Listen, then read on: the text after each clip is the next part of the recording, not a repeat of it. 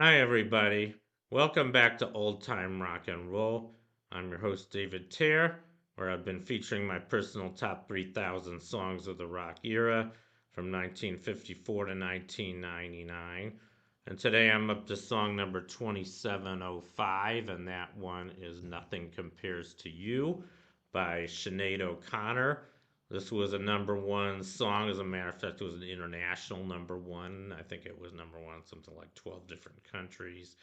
And, it was released on her album called um, I'm, I'm Not What You Want, I Haven't Got. So, anyway, and, she didn't have a lot of hits. She only had two hits in the USA. This one and those were both in 1990. This one went to number one in the USA, like it did in several other countries, and also her other hit was "The Emperor's New Clothes." That one only went to number 60 in the USA.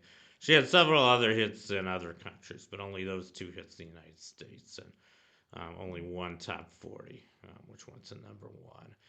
And um, I'm not all that crazy about Sinead O'Connor. I mean, I know she was very popular, and she was an Irish. She was born in Dublin, Ireland, 1966. I guess she just died last year. Um, but she was very politically active, like a lot of other Irish singers have been, like Bono of U2. I mean, there was for a while in the '90s, there was a lot of Irish protest music that was very popular. I just didn't really get into it that much, I guess. I don't know. I'm not Irish, and I haven't followed Irish politics all that much. I know the Irish have struggled a lot. I don't know that much about their history. I know about the potato famine in 1848, which was a terrible thing. I mean, basically the British almost tried to starve them to death, when they couldn't grow potatoes, they wouldn't help them out. I do know about that. And, I know that America has a lot of Irish immigrants, and I guess it's a good thing they were able to come to America. And, there's no Irish descent in my family, I don't think. I mean, my family's Jewish. I mean, we've had struggling in other ways, but I can definitely sympathize with how the Irish people have struggled. I think just about every people in the world has struggled in one way or another, though, and we're all going to be struggling a hell of a lot more with Trump. I probably should stay out of politics, but the elections tonight, I don't think they're going to know in for another week or so. But I just hope to God Trump loses this thing because Harris has to win for the sake of people like Sinead O'Connor and just about every other ethnic group in the world. We need to keep Trump out, you know. But anyway, enough of that. And yeah, so I guess there's not much to say about the song "Nothing That Compares to You." It was written by Prince. It was actually written by Prince Rogers Nelson, better just known as by his first name Prince, in 1985. I think he recorded it with a one-time group called The Family. I've never heard Prince's version of this song, but it does sound kind of like a Prince song. And Prince, was known for using numbers and single letters and some for in place of words in the titles of his song, like this one, "Nothing Compares to You." Um, and I don't think it's that great a song. I mean, it's okay. She sings it with a pretty high pitched voice. She had a good voice, but it's just a simple love song as far as I can tell. Nothing all that special about it in my mind. Maybe part of the reason I'm not so crazy about it, I kind of stopped listening to pop music around 1990. This is around the time I kind of stopped listening to popular stuff, because there was a lot of shit at that time. That's kind of when rap became really popular. I was not into rap. I was not into rap or grunge. And also, there was a lot of other shit. There was Michael Bolton. There was Mariah Carey. There was all this kind of mush on the radio. I just didn't like it. And maybe it was partly because I was getting older, too.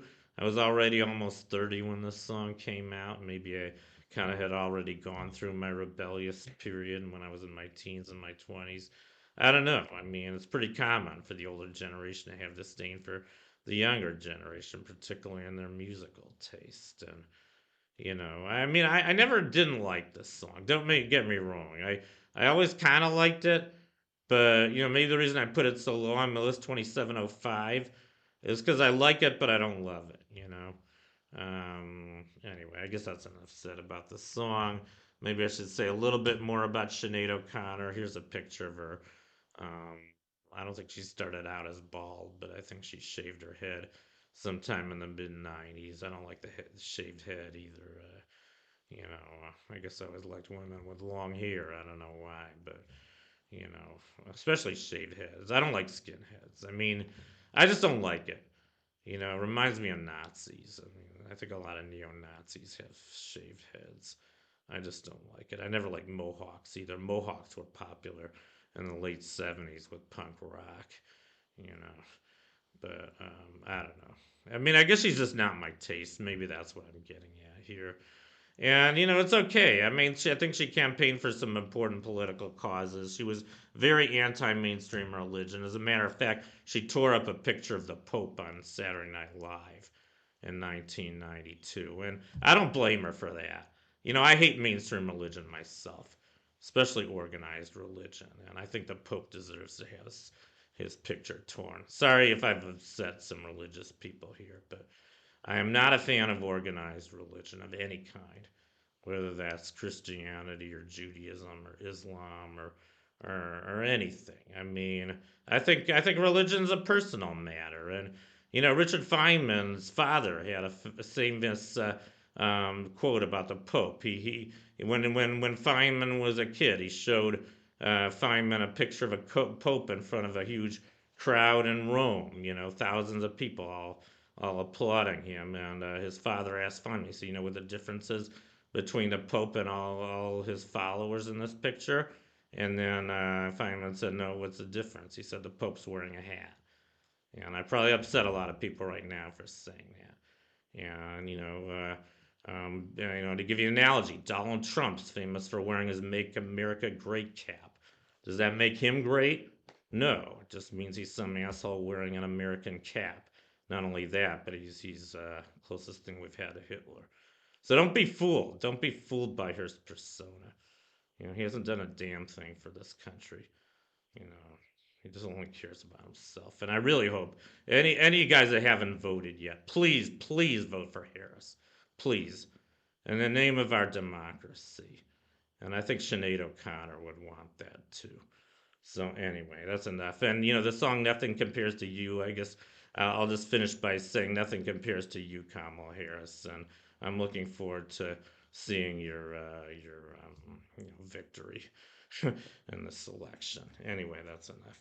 Thank you guys for watching. Long live rock, and I'll see you guys next time. Bye.